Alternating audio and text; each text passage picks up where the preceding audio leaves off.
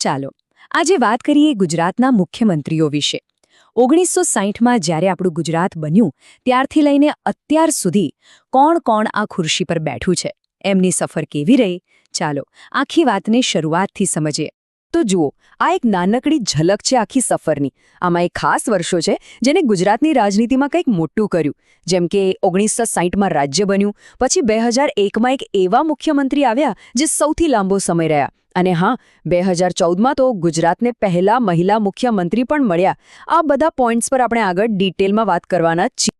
કોઈ પણ કહાણીની શરૂઆત તો એના મૂળથી જ થાય બરાબર ને તો ચાલો પાછા જઈએ 1 મે 1960ના દિવસે એ દિવસ આપણા ગુજરાત માટે બહુ મોટો દિવસ હતો કારણ કે એ દિવસે જ આપણે મુંબઈ રાજ્યથી અલગ થઈને એક નવા રાજ્ય તરીકે જન્મ લીધો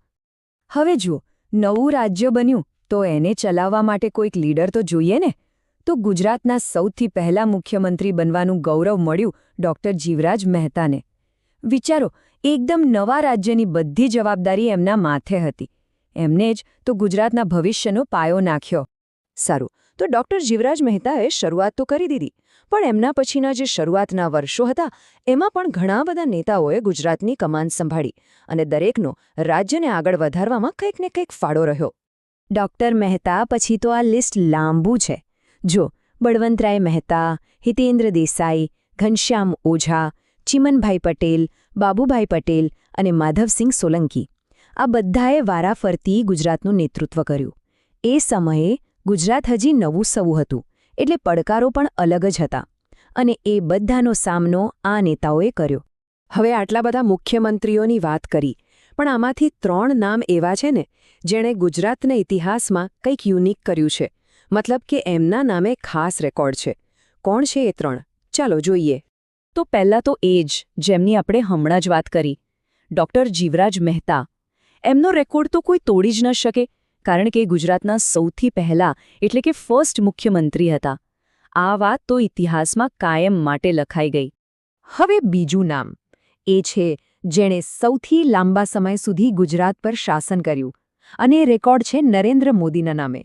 એક દાયકા કરતાં પણ વધારે સમય તેઓ મુખ્યમંત્રી રહ્યા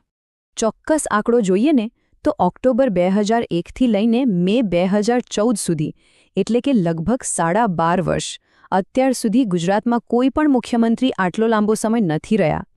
અને હવે ત્રીજું અને બહુ જ ખાસ નામ આનંદીબેન પટેલ એમના આવવાથી તો ગુજરાતમાં એક નવો જ ઇતિહાસ લખાયો કારણ કે તેઓ બન્યા ગુજરાતના પહેલા અને અત્યાર સુધીના એકમાત્ર મહિલા મુખ્યમંત્રી ચાલો હવે આવી જઈએ તાજેતરના સમયમાં છેલ્લા કેટલાક વર્ષોમાં ગુજરાતની કમાન કોના હાથમાં રહી છે અને અત્યારે કોણ છે તો આનંદીબેન પટેલ પછી મુખ્યમંત્રી બન્યા વિજય રૂપાણી અને તેમના પછી સપ્ટેમ્બર 2021થી જે અત્યારે પણ મુખ્યમંત્રી છે એ છે ભૂપેન્દ્ર પટેલ તો આપણે 1960થી લઈને આજ સુધીની આખી સફર જોઈ 60 વર્ષથી પણ વધારે સમયની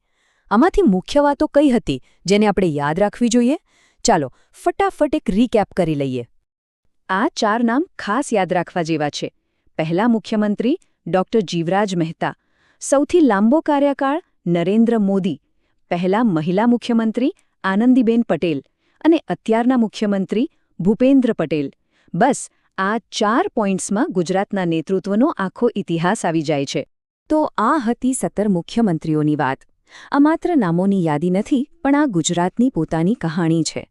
અને આ કહાણી આપણને એક સવાલ સાથે છોડી જાય છે ભવિષ્યમાં શું